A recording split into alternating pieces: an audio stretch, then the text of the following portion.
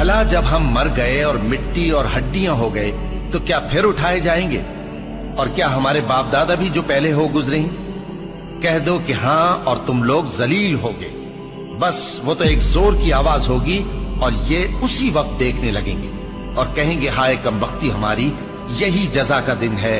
कहा जाएगा कि हां वही फैसले का दिन जिसको तुम झूठ समझते थे। फरिश्तों को हुक्म होगा जो लोग जुल्म करते थे उनको और उनके हम जिन्सों को और जिनको वो पूजा करते थे सबको जमा कर लो, यानी जिनको अल्लाह के सिवा पूजा करते थे, फिर उनको जहन्नम के रास्ते पर चला दो और उनको ठहराए रखो कि उनसे कुछ पूछना है। तुमको क्या हुआ कि एक दूसरे की मदद नहीं करते?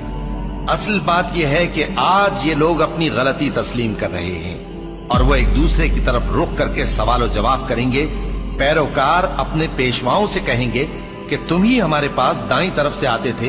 वो कहेंगे नहीं, बल्कि तुम ही ईमान लाने वाले न थे और हमारा तुम पर कुछ जोर न था, बल्कि तुम ही सरकश लोग थे। सो हमारे बारे में हमारे परवरदिगार की बात पूरी हो गई कि अब हम अजाब के मजे चखेंगे। सो हमने तुमको भी गुमराह किया कि हम खुद भी तो गुमराह थे।